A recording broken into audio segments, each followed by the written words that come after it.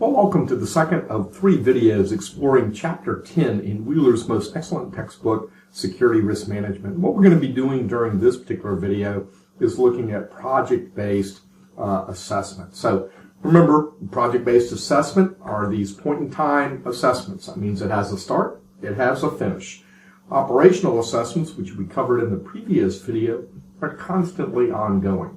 And there are lots of different scenarios where you're going to use a project-based assessment, 3 of which are software development, you're acquiring some new software, you're selecting a third-party service provider. Again, you're going to have a very clear start and finish associated with this project. You're going to have success factors and clear deliverables that are associated with the project. And as you're doing this, you want to make sure that you're identifying the risk, threats, and vulnerabilities that are associated with a particular project, and then what controls will help mitigate that risk, lower that overarching risk. All right, we're going to talk about a specific approach for doing a project-based assessment. That's a facilitated risk analysis and assessment process. Notice this is a pretty short assessment. It's 4 to 8 hours long. You get recommendations a couple of days later. And the way you can achieve that is this idea of a facilitated, focused, and productive interview.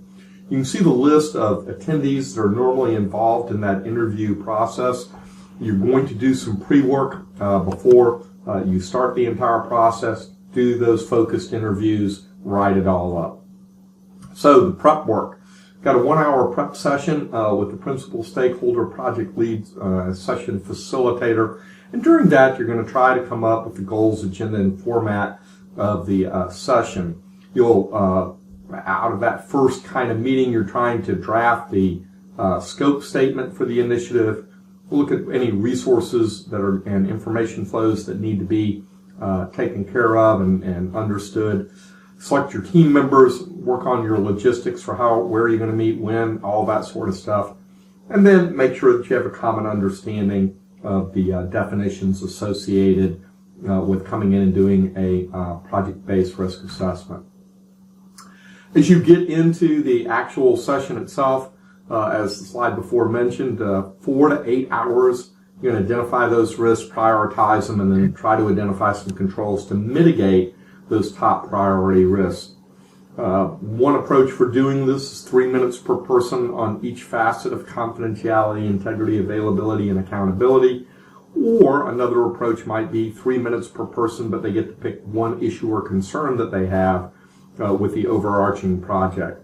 As you identify risks out of that, you have to look at their impact, likelihood, and then some prioritization mechanism. And of course, you want to, as a facilitator, be neutral, don't judge ideas, collect everything, make sure everybody has a chance to speak, and that one person isn't dominating the conversation.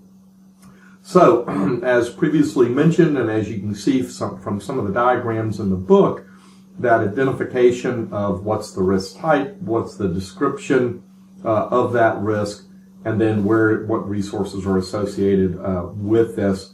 As you're starting to build on the sensitivity of a particular resource, you can see that confidentiality, integrity, availability, and accountability overarching rating in terms of severity and sensitivity of that particular resource. From there, you can move into the risk exposure rating.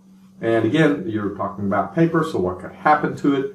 You're looking at what's the vulnerability, what's the threat that matches up against that vulnerability, what threat activity is associated with that, and then that kind of summary of likelihood, severity, sensitivity, and exposure associated with that. You can see a listing of possible threat categories out there on the right of this particular slide. And then from there we move into the kind of final chart on this where we're looking at our mitigating controls. And so we're again going back to that brief risk description, looking at what type of control this is, and then describing what that control is, going down from there and generating an action plan associated with this is the risk, what is it affecting, what's the overarching rating, what controls are we going to apply against this, a prioritization, what action, by whom, and when. So again, pretty fast as you think about this. You've got the 1 hour prep meeting, 4 to 8 hours of actual session where you're doing the interview against 1 or 2 different techniques. And then from there, you're going to take a couple of days and write it up. All fits very nicely in a week. Take the weekend off, and then you're off again doing another project-based assessment using this methodology. Works very good for a consulting company.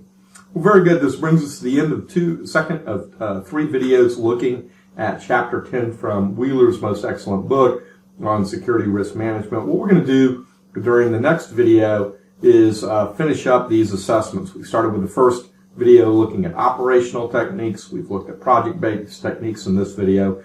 And in the third video, we'll look at third-party techniques. So keep on studying, keep on learning, and I look forward to seeing you in the next video.